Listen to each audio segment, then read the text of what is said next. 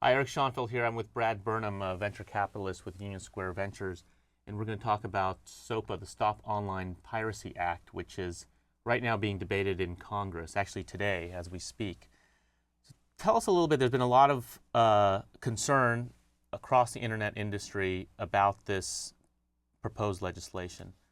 What's your understanding of what the SOPA bill is trying to do, and why is it something we should be concerned with?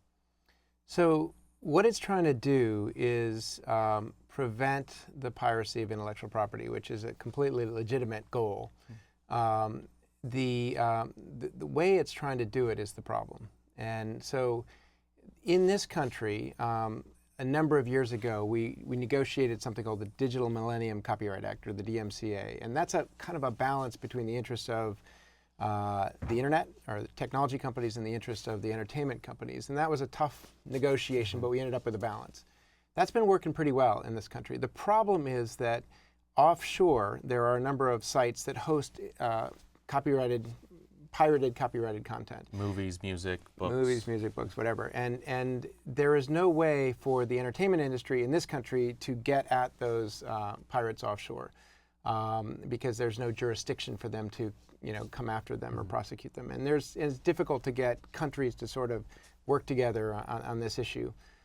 So what they've come to Congress to ask is if they would actually, could they recruit the internet industry? That's search engines, social networks, ISPs, internet service providers, DNS service providers, payment processors, ad networks, and could we make those people responsible for policing the behavior of their users and essentially preventing them from going to these sites that exist on the internet but outside of U.S. jurisdiction? And this is a big shift from what the safe harbor provisions of the DMCA Act, which basically say if you're committing a crime, copyright infringement, the crime is the responsibility of the person who does the act, not the intermediary. Not the intermediary. Just Yes. like you can't sue the telephone company, for a crime committed over the telephone, or you don't sue Ford for somebody who kills somebody in a car accident. Exactly, right? and that's where you get at the problems associated with the bill. The problems associated with the bill are that by creating this intermediary liability, they are putting a burden on a sector of the industry, a sector of the economy that's growing very nicely, that's creating jobs, that's creating a lot of innovation. And that burden is going to become very difficult for that sector of the economy. So there's a lot of cost imposed, there's a lot of regulatory overhead imposed.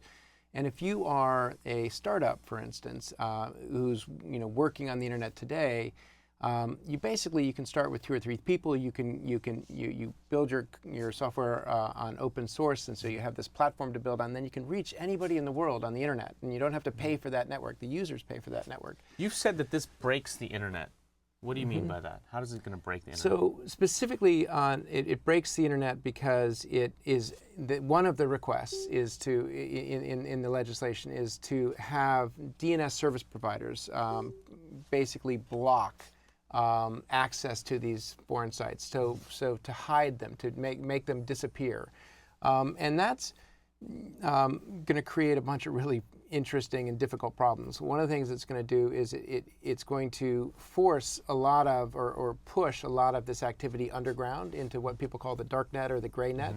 And it's going to make it much more difficult for law enforcement officials to find really bad actors, because now they're masked in a huge sea of, basically movie watching. And so that's one way. There's also security issues about blocking DNS, right? Right. There's this whole new protocol called DNSSEC, which I frankly don't completely understand, but there are a number of experts who've come out and said that by manipulating DNS, they are basically making it impossible to introduce this new protocol, which is the key to making DNS secure. And this is essentially the way that China blocks sites on the Great Firewall, isn't it? It is. It is. So it's a form of censorship.